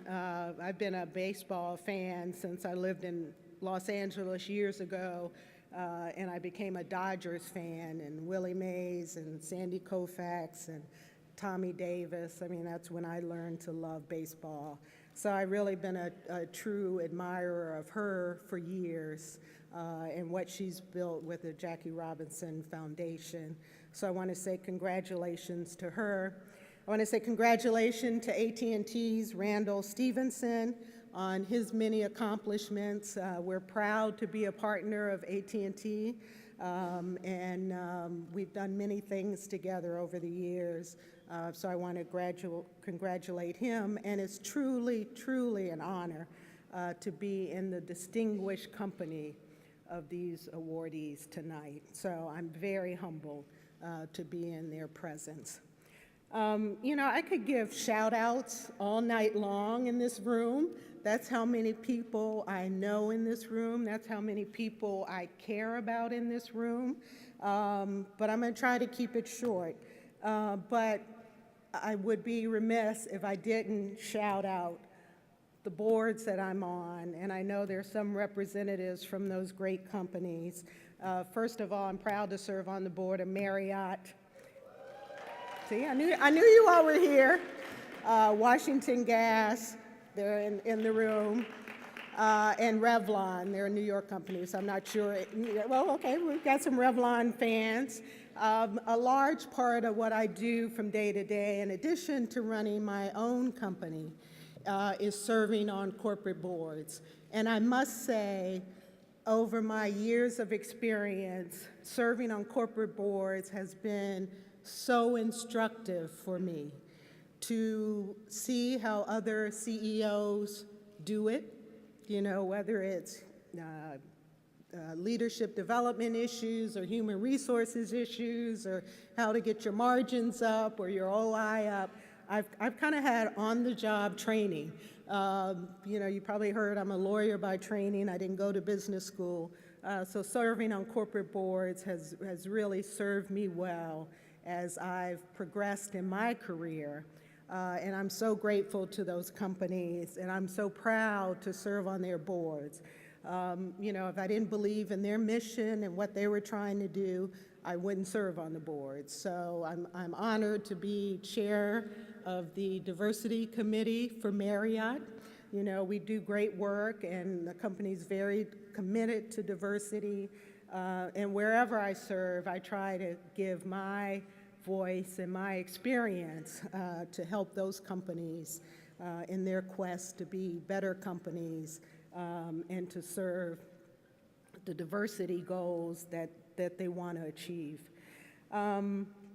You know, achievement is a mountain that is impossible to climb alone. And in order to be successful, we all have to be surrounded by a team that's all in. And before any of us can go all in and ask for support for others, we first have to ask questions. We have to ask ourselves one very important question, and that is, what do we stand for? At BET, our mission is to respect, reflect, and elevate our audience. And that's a pretty powerful mission, and one we don't take lightly. It would be impossible to carry out this mission without the talented team at BET Networks. I want to thank everyone at the company for their creativity, leadership, and passion for the brand. And I thank all of my colleagues from BET and Viacom, some of whom are members of ELC.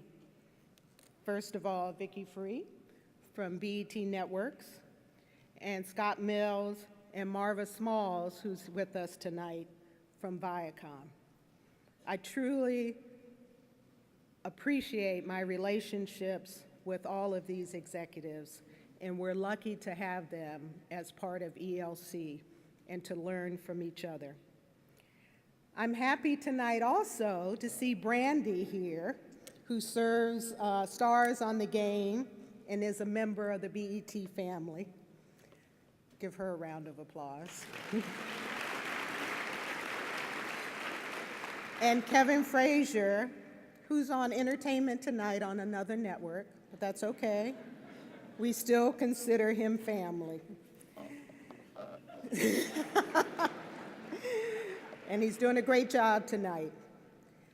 So at BET Networks, our mission guides everything we do, and it lets others know where we stand so that they can stand with us. We are all in for developing quality programming and for celebrating what extraordinary looks like with award shows like BET Honors and Black Girls Rock. We are all in for enriching the community through pro-social initiatives and new specials that shine a spotlight on the issues that matter most to our community, whether it's Trayvon Martin or our special on Mike Brown and Ferguson. We are committed to shining a light on issues in our community that need to be addressed. We are all in for creating diversity within the industry. That is why we support ELC and organizations like it. When Viacom acquired BET 12 years ago, I knew one of my goals and my missions was to increase diversity at Viacom. And that means beyond the ranks of BET Networks, but in all facets of what Viacom does from day to day. We are all in when it comes to cultivating the next generations of leaders and creating a culture where women and Black executives can and do thrive in top positions. It's all about the young people that were on this stage tonight. If we don't do anything else, we need to inspire the next generation of young people who want to be corporate executives and want to do what they see us doing.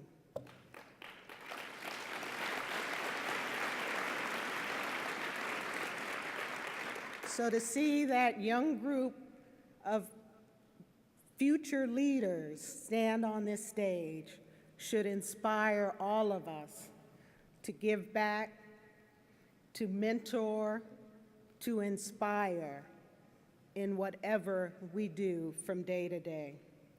I firmly believe that business is a vehicle for progress and that all of our brands should be powerful catalysts for change. So I am thrilled tonight to accept this Achievement Award, not only for myself, but for all of the employees and executives at BET Networks and Viacom. So I look forward to working alongside all of you as we continue to actively support each other, advocate for one another, and lift each other up so we can all reach higher ground together. And more importantly, to lift up these young people to be the best that they can be and accomplish all of their goals. Thank you so much. This is so meaningful. I truly, truly appreciate it. Thank you.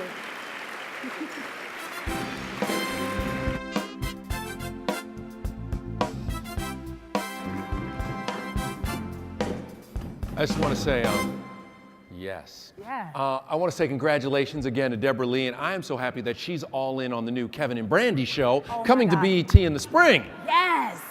Sponsored by Coca-Cola. AT&T, Frito-Lay. Cisco. Okay. That was our pitch. Hopefully we can speak that into manifestation, Miss Lee. All right.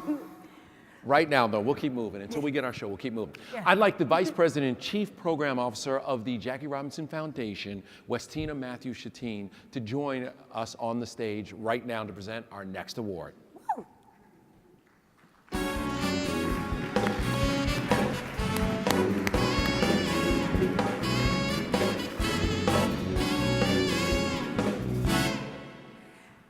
The Alvaro L. Martin's Heritage Award is named in memory of the ELC's founder and recognizes an individual whose life has been dedicated to promoting minority economic empowerment.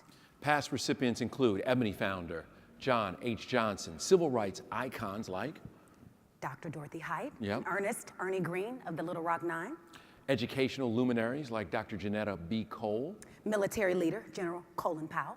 and last year's recipient, the Honorable John Lewis. Tonight, the Executive Leadership Foundation bestows the Alvaro L. Martin's Heritage Award on a woman who is the embodiment of courage, vision, and determination. She changed the world. It's that simple. She changed the world. Period. Civil rights activist, professor, nurse, wife, and mother. She is a woman of enormous accomplishments, her own and those achieved jointly with her husband, Jack Roosevelt Robinson. Woo. The man who broke the color barrier in Major League Baseball back in 1947, playing for the Brooklyn Dodgers. And I do want to say there was nothing more exciting this summer than watching those little boys from Chicago, from the Jackie Robinson Little League, go all the way to the Little League World Series. I got all emotional. Yes. Yeah. She incorporated the Jackie Robinson Development Corporation, which was founded to build and manage housing for people of moderate and low incomes. And a year later, she created the Jackie Robinson Foundation, a nonprofit organization whose mission is to provide college scholarships and leadership training.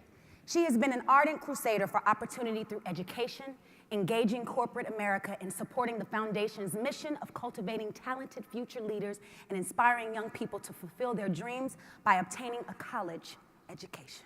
She and Jackie hosted legendary jazz concerts at their home in Stamford, Connecticut, beginning back in 1963 as fundraisers for jailed civil rights activists. Yes, the iconic afternoon of jazz shows drew some of the most recognizable names in the genre, including Dizzy Gillespie? Yeah, Yep, that you was got 'em. Twisted Dizzy. And Ella Fitzgerald. A career nurse, she earned her master's degree in psychiatric nursing from New York University and worked as a researcher at the Albert Einstein College of Medicine's Department of Social and Community Psychiatry. She went on to become the director of nursing for the Connecticut Mental Health Center and an assistant professor of nursing at Yale University. She stepped down as the chairwoman of the foundation back in 1996. That same year, she authored Jackie Robinson, An Intimate Portrait. She has received numerous awards and honorary doctorates. And tonight, it's my honor, our honor, and pleasure to announce the recipient of the 2014 award, The founder of the Jackie Robinson Foundation, the one and only, a national treasure, Rachel Robinson.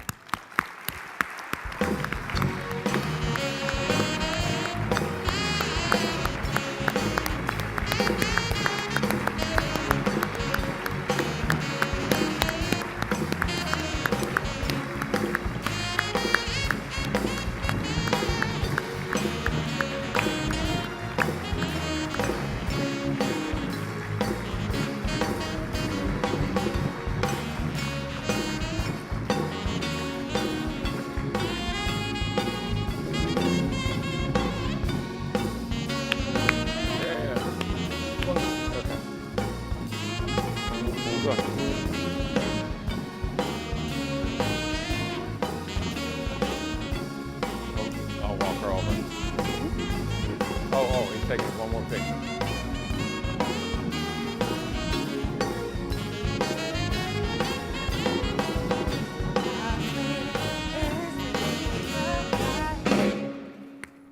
Good evening. And thank you for that warm welcome. I'm truly honored to receive this prestigious award from the Executive Leadership Council. I share your commitment to developing and maintaining a diverse executive talent pool for corporate America. I think that's obvious. For the past 41 years, the Jackie Robinson Foundation has provided educational opportunities and leadership development to young scholars. We adopted a dual approach to education so that our young people will be prepared to lead and to accept all the opportunities that come their way. JRF provides generous four-year scholarship grants as well as comprehensive mentoring and including internships and job placement. We also teach practical life skills and we work on training them to become leaders. We support graduate fellowships along with opportunities to work and study abroad in South America, Europe, China, and Africa. I'm so pleased that several of our outstanding scholars, JRF scholars, I love seeing all your scholars, but we also have some JRF scholars with us and alumni, and also my daughter Sharon and President Della Britton Baeza. I would also like to acknowledge our JF board members, Byron Spruill and Michelle Gadsden-Williams, who are ELC members. I'd like to take a moment, too, to recognize Dr. Westina Matthews.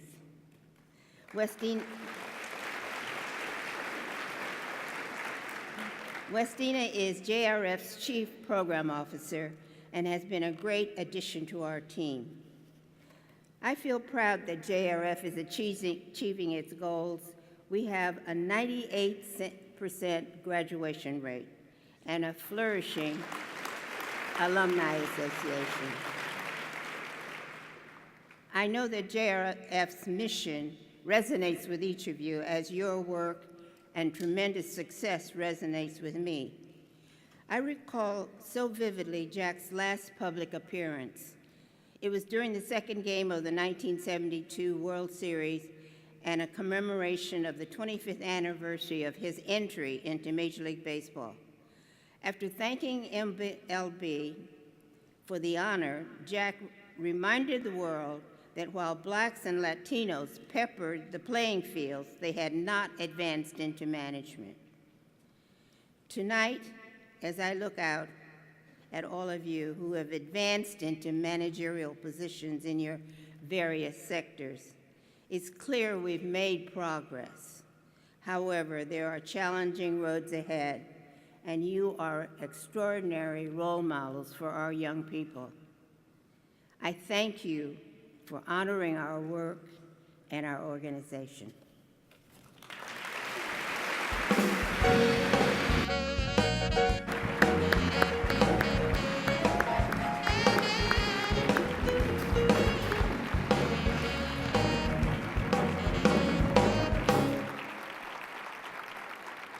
She is amazing, isn't she? Got to tell you a quick story. At the LA premiere for 42, I was sent there, and my boss said, make sure, we get Harrison Ford, Chadwick Boseman. So I'm standing there on the line, and I'm doing my little interviews, and here comes Mrs. Robinson. So I'm like, well, there's Mrs. Robinson. So I grab Mrs. Robinson, we talk, and I go back to work, and they're like, did you get Harrison Ford? And I was like, no, but I got Rachel Robinson, and that's all that matters.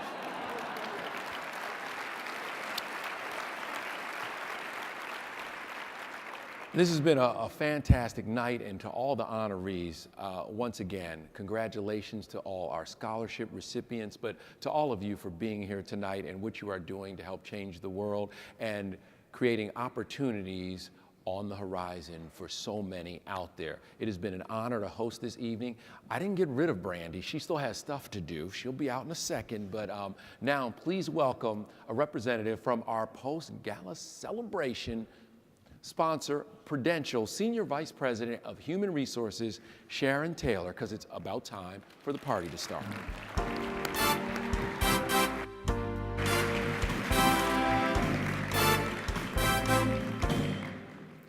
Thank you very much, Kevin. You and Brandy have been stellar co-hosts this evening. Your enthusiasm was contagious.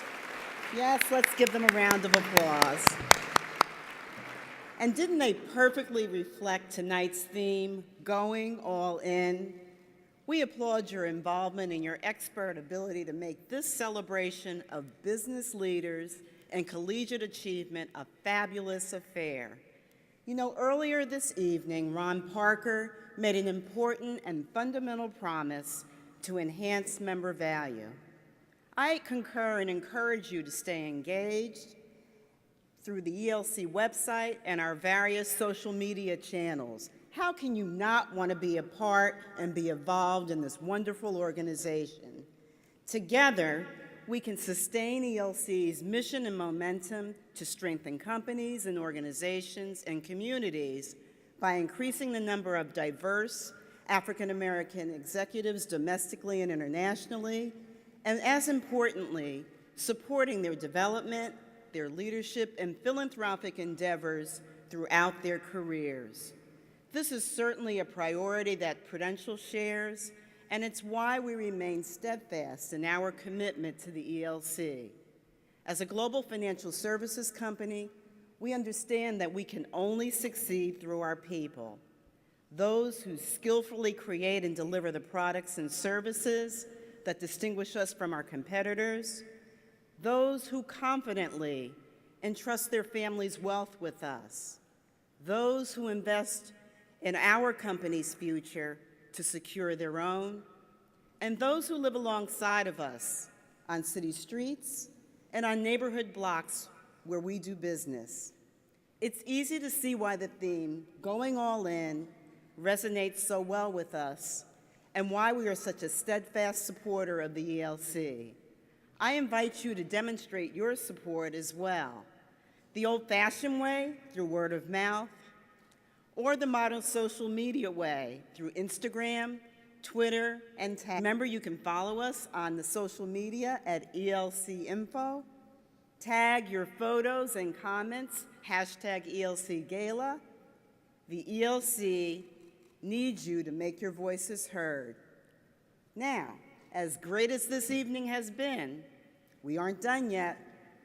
Up next is the after party. Join me and my Prudential colleagues in the Cherry Blossom Room for, in keeping with the same theme, Going All In, the Inferno. But first, ladies and gentlemen, I have the distinct pleasure of welcoming American recording artist and Grammy Award-winning entertainer, Brandy Norwood, back to the stage.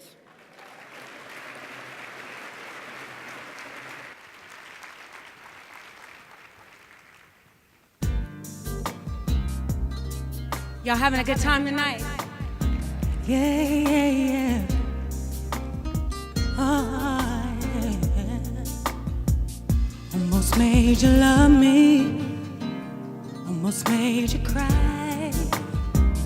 Almost made you happy, babe. Didn't I? You almost had me thinking you were turned around.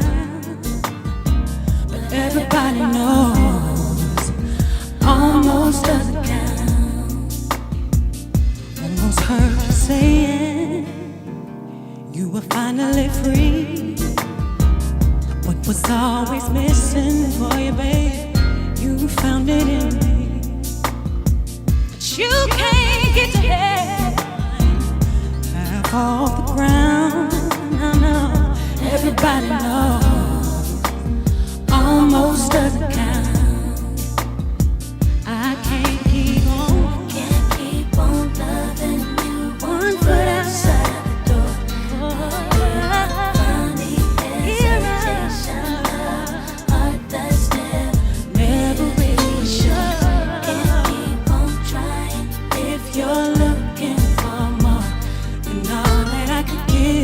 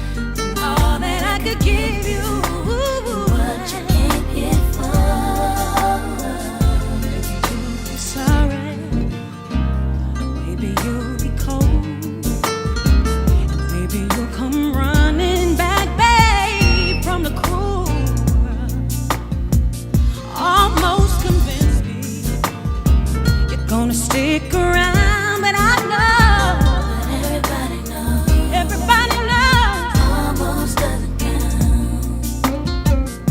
So maybe I'll be here, maybe I'll see you around. That's the way it goes. Almost doesn't count. Thank you.